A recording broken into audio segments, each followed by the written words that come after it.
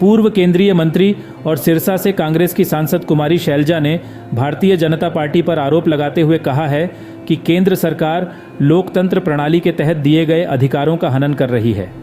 नेता प्रतिपक्ष के तौर पर राहुल गांधी को संसद में बोलने नहीं दिया जाता है और न ही उन्हें संभल पीड़ितों से मिलने दिया गया। एक लोकतंत्र में नेता प्रतिपक्ष का अधिकार है कि वह संसद में खुलकर अपनी बात रख सके या फिर किसी भी सामाजिक और राजनीतिक घटनाक्रम को लेकर अपनी बात रख सके, लेकिन भाजपा के राज में ऐसा नहीं हो पा रहा है। हिसार में पत्रकारों से बातचीत के दौरान कुमारी शैलजा ने किसानों के मुद्दे पर कहा कि 2022 में किसानों के साथ किए गए वायदे भाजपा सरकार नहीं निभा रही है, न उन्हें बातचीत के लिए बुलाया जा रहा है, न उन्हें दिल्ली में प्रवेश करने दिया जा रहा है। केंद्र सरकार लोकतंत्र खत्म करने पर तुली हुई है, जो स्वीकार्य नहीं है।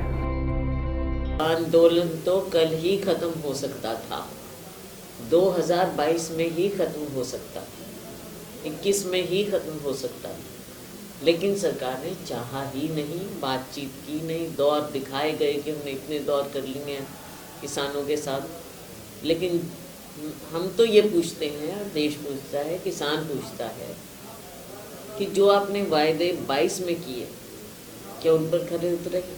और आज अगर किसान अपनी आवाज़ उठाना चाहता है या विपक्ष उनकी आवाज़ उठाना चाहता है, ना तो किसान से आप बातचीत कर रहे हैं, उनके ऊपर फिर वही अश्रु गैस छोड़े जा रहे हैं, उनको आगे नहीं बढ़ने दिया जाता। सुप्रीम कोर्ट कहता है बातचीत कर लो, आने दो, पर नहीं, ना संसद में आवाज़ उठाने देते, तो इनकी आवाज़ उठाएगा कौन? एक मुद्दा था, अगर एमएसपी को कानूनी दर्जा दे देते हैं, मुझे नहीं लगता और बहुत सी इतनी बातें हैं, बातचीत करो आप। कांग्रेस की आपको लेके कई बैठकें हो चुकी हैं, उस पर कमेटियां बनी हैं फैक्ट फाइंडिंग की। अभी दीपक बाबरिया का बयान आया है, वो कहते हैं कि कुछ सीटें तो हैं, गलत टिकटें बांटने के कारण हम हार गए हैं। अब ये तो उनको ही ज़्यादा मालूम होगा कि कौन सी गलत सीट दी, क्योंकि उनको तो इतना कुछ ठीक है, बीच में थोड़ी एक दो बार बातचीत हुई है, लेकिन अब सीटें कौन सी कैसे किसके कहने पे दी, दावे तो हमने बहुत से सुने मीडिया के माध्यम से, लेकिन ये तो बाबरिया जी को और उन बाबरिया जी को पता होगा कि कौन सी सीटें कैसे दी गई। मैम, जैसा भी आप इंटरव्यू दे रहे थे तो आप ये कह रहे थे कि भाई तानाशाही चल रही है। जब उनसे बात की जाती है वो कहते हैं कि कांग्रेस सांसदों का रवैया या कांग्रेस पार्टी का रवैया बड़ा बचकाना है। जो आपके नेता है राहुल गांधी, उनके बारे में बोलते हैं कि वो बेतुका बयान। देखो बात ये है जो भाजपा सरकार है, इनका ना तो लोकतंत्र में विश्वास है, ना ये किसी को, आफ्टर ऑल राहुल गांधी जी नेता प्रतिपक्ष हैं, उनको अपनी बात रखने का पूरा अधिकार है, और हमेशा ऐसा होता रहा है।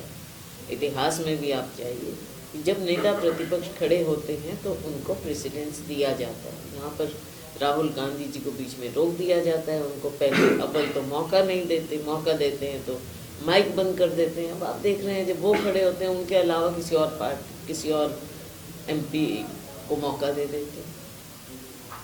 नेता प्रतिपक्ष की तौहीन ही नहीं, केवल ये राहुल गांधी जी की ही तौहीन नहीं, ये पूरी संसदीय प्रणाली की तौहीन हो रही है। और आवाज़ उठाने से लोकतंत्र में, लोकसभा में, राज्यसभा में आवाज़ नहीं उठाएंगे तो कहाँ उठाएंगे? राहुल गांधी को संबल भी नहीं जाने दिया मैडम, क्या डर सता रहा होगा? अब नेता प्रतिपक्ष का एक अधिकार है, उसका भी हनन हो रहा है। क्यों खुद ये करते नहीं? आज तक मणिपुर में नहीं गए, राहुल गांधी जी वहाँ गए, कौन सी वहाँ पे आग लग गई, बल्कि अच्छी बातें हुई।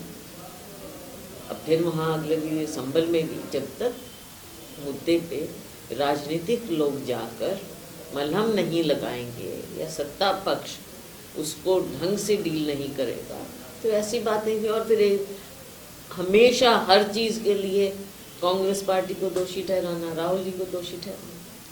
मैम, जैसा कि जो भी चुनाव होता है, चाहे वो विधानसभा का हो, लोकसभा का, तो चलो ठीक है कि भाई राहुल गांधी के नेतृत्व में लड़ा गया, लेकिन एक स्टेट में एक ही नेता को कमान दे दी जाती है कांग्रेस पार्टी में, और उसके बहुत सारे ड्रॉबैक्स आए हैं, चाहे राजस्थान हो, चाहे मध्य प्रदेश हो, चाहे अभी हाल में हरियाणा का चुनाव हो या महाराष्ट्र का चुनाव। महाराष्ट्र में तो खैर आपने गठबंधन में लड़ा था चुनाव, तो ये क्या आपको नहीं लगता कि ये सिस्टम चेंज होना चाहिए कांग्रेस में?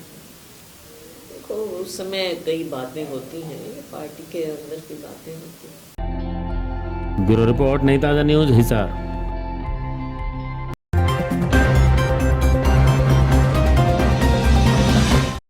लेटेस्ट वीडियोस के लिए सब्सक्राइब करें हमारा चैनल नई ताजा न्यूज और दबाएं बेल आइकॉन ताकि आप मिस ना करें कोई भी अपडेट।